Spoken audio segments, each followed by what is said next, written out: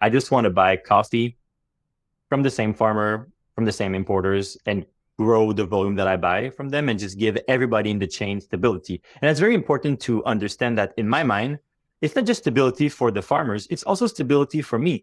People expect those coffees now that I've been buying for 5 years. If they would just disappear, they would not be happy about that. So it's just beneficial for everybody along the chain. So that's why for us personally, this crisis is not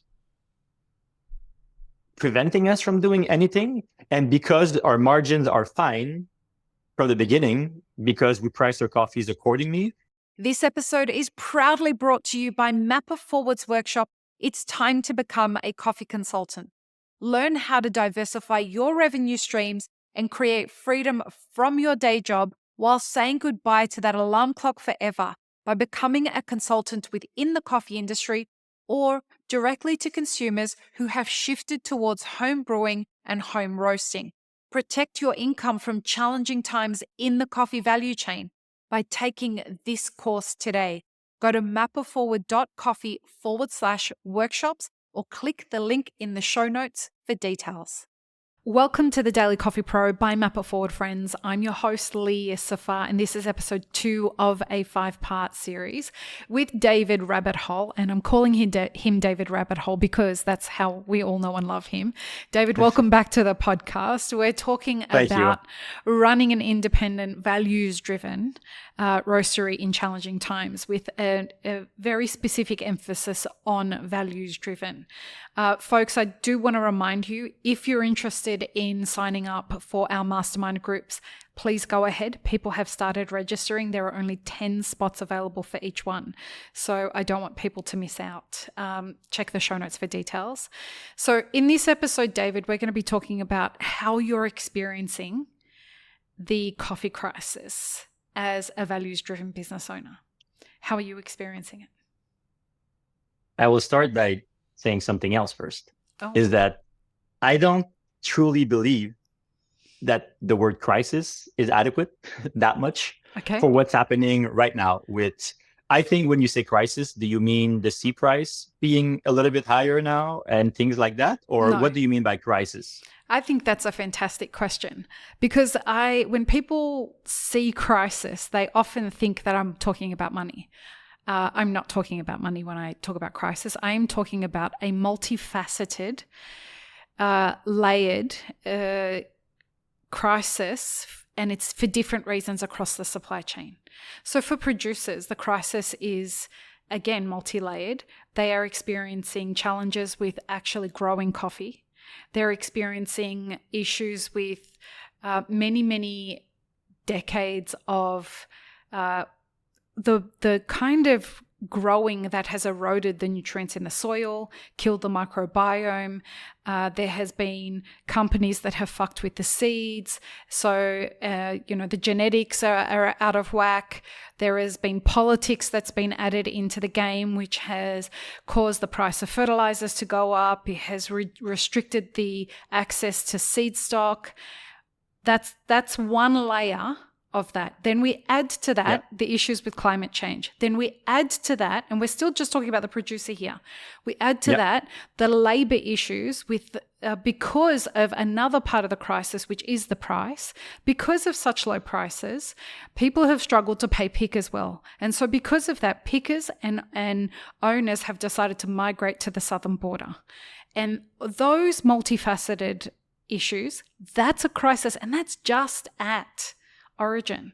If we look at the other end of the situation, we have a different kind of crisis. We have a cost of living crisis that feeds back down to the producer to add on top of their issues. But on the roaster and the cafe side of things, what we have is the cost of living crisis is squeezing the consumer. It's also squeezing the business owner because for some reason coffee is seen as something that should be a community service rather than a business. And so consumers are fine with the price of beer going up, and they're fine with the price of a sandwich going up and the price of bread going up, but they're not okay with the price of their coffee going up, which means that the cafe, which is spending more money on bread and cheese and all the things that are, as well as coffee, they are struggling to put their prices up. On top of that, we have issues going up with financing. And so as interest rates have been going up, the cost of real estate has been going up and the cost of rent has been going up. So this is what I mean by a crisis. Many, many years of us not being accountable to the fuckery of what's been happening in politics and in government and in economics. And we've been borrowing from the future, which has been it's been adding more pressure into the system. And we have been running these business models where, because there's a race to the bottom with roasters, we are constantly trying to find ways to fuck each other over, essentially. Right? So Yes. we steal customers from each other. We decide that, the next way I'm going to do it is by increasing my packaging. Well, if you're decreasing the cost to the customer while you're increasing your costs, you are putting the end of a runway on your business.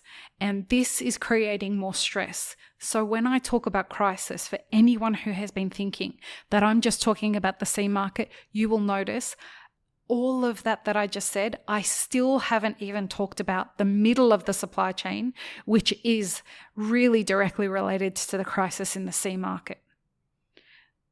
That's the short answer to your question. That's good. That's why I wanted to have you clarify the question just a little bit, because usually when you talk about crisis in coffee, the word crisis seems to be put at the forefront when the global north is struggling a little bit faster than when the global south is struggling. This has been my experience, because I truly think that coffee has been in crisis since decades or even centuries. If you know how coffee started by making enslaved people work, I mean, it started by being in crisis and all politically entangled with different policies and different coffees and colonialism, right? So I just wanted to make sure that we were not just talking about the coffee price crisis, which is when the C market goes up. Yeah. No, and let me clarify something.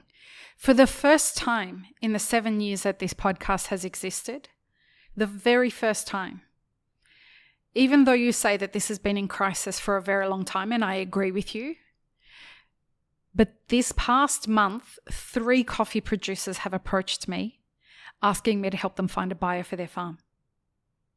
Yeah, that's not a good situation. And folks, let me tell you, if that was common knowledge that I could do that, the floodgates would be open. And I would tell you that there would be very, very many producers that would contact me and say, find us a buyer for our farm. Nobody ever wants to leave the thing that's been in their family for 6 generations. Yeah, nobody wants that. Yeah. So this is what I mean by crisis. So it is the right word.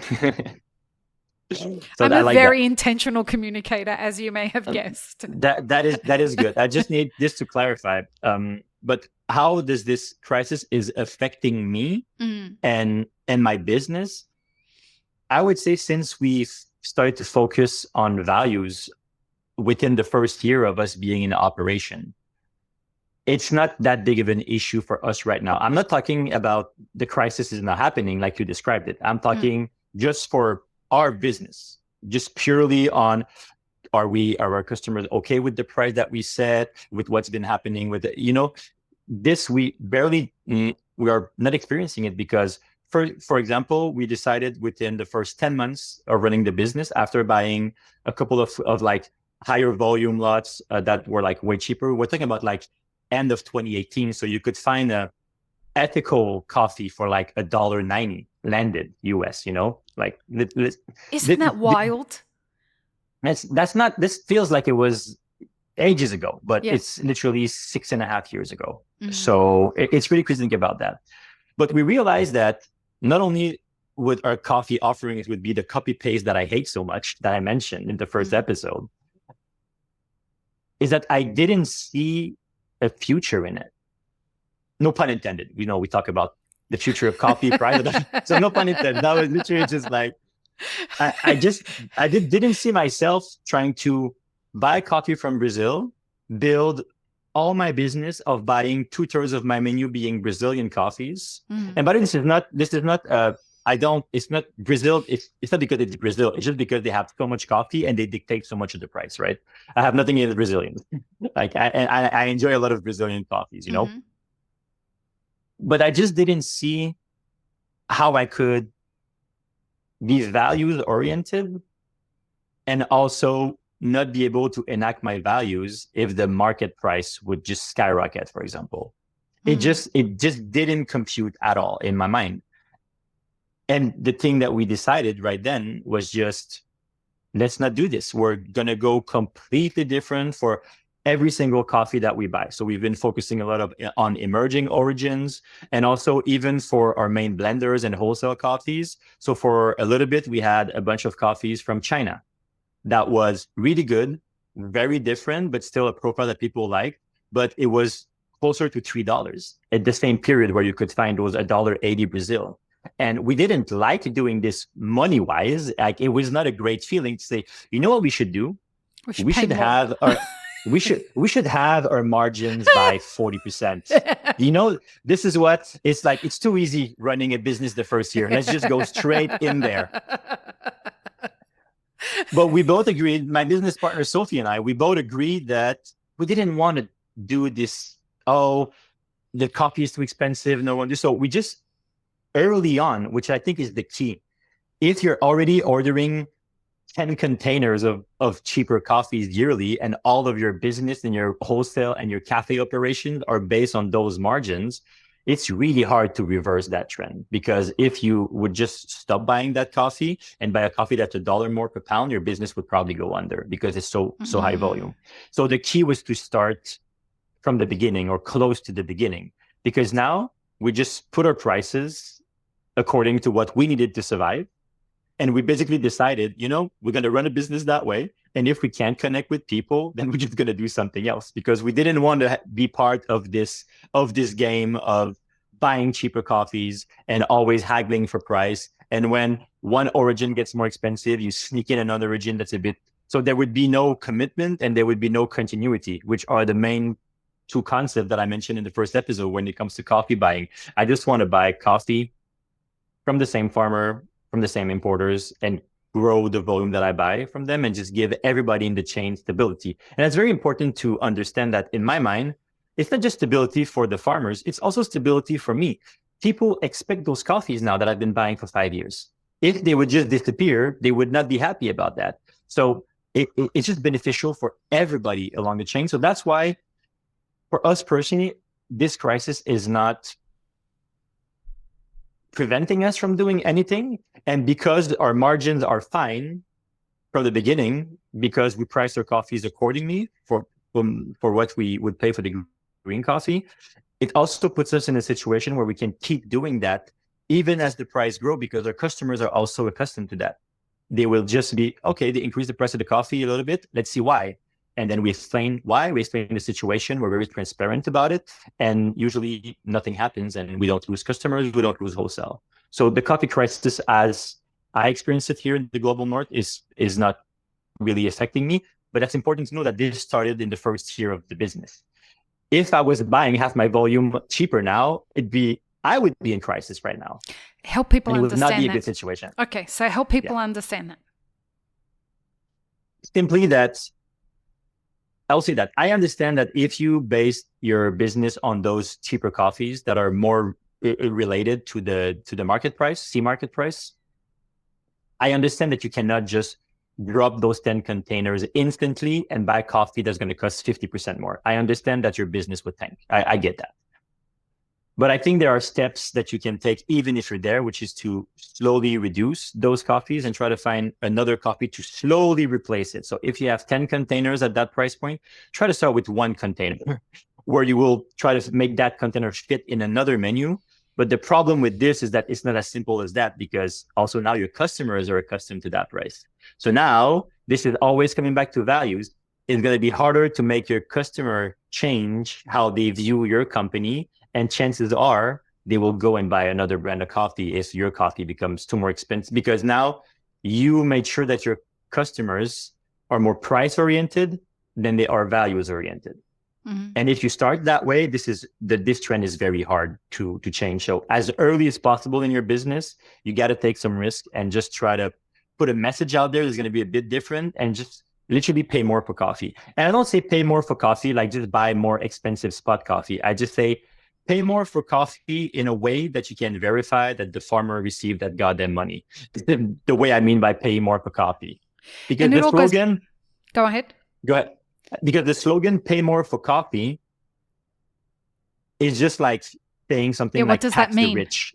Yeah, exactly. Exactly. It's like tax the rich. When they say tax the rich all have their loopholes. They're just going to borrow $2 billion and you don't pay taxes on borrowed money, so they never pay taxes. So when you say tax the rich, what you're literally saying is going to be, you know what? Tax the middle class a little bit more. This is what they mean by that, you know? So when you say pay more for coffee, people sometimes take it literally. Okay, I bought an Ethiopian coffee at $5 a pound. But you know what? I'm going to buy one spot at $6 next year. You don't know where that money is going. No. You have no idea. It might go to a good place. I'm not saying it will not, but I'm saying you also don't know. Unless you have that relationship with your import partners or directly with the farmers, and you can say, hey, I know I need to pay more I need to pay more money for coffee. How can we make this happen in a way where it's going to be truly beneficial for farm workers, for the farmers, the communities, and their families? So it's not just pay more for coffee randomly. It needs to be a bit more intentional than that. And that's also a lot of work.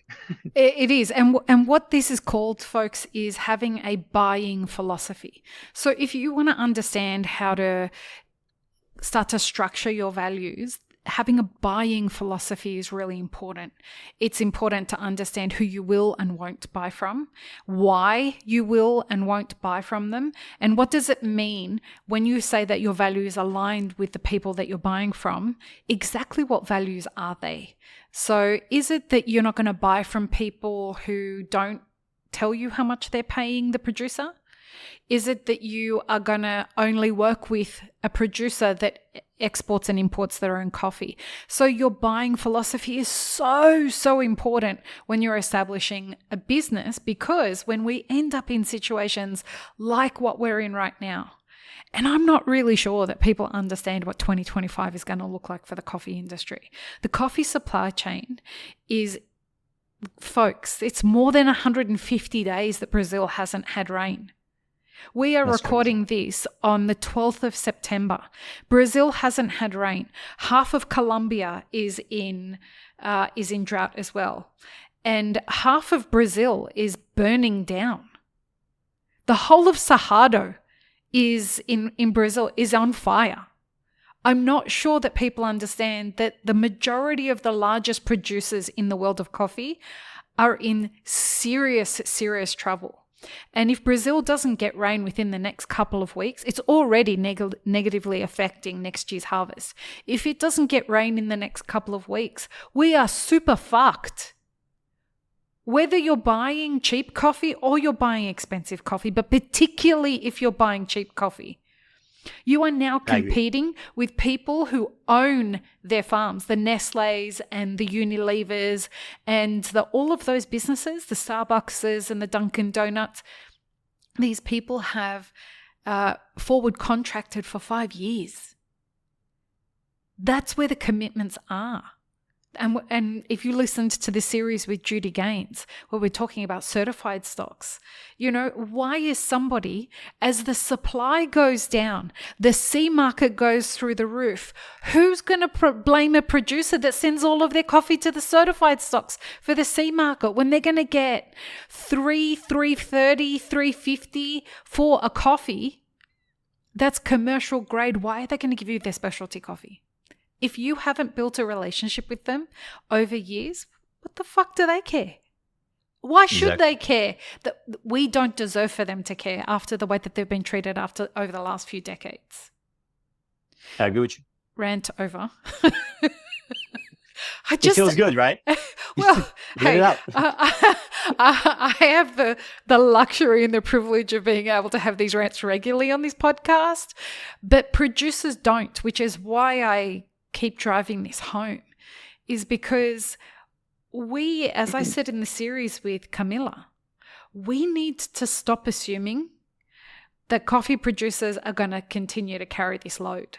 And I'm not sure that after what's going on now, they are. As I said, I had 3 producers in the last few weeks reach out to me and say, Lee, you need to help me figure out how to sell my farm.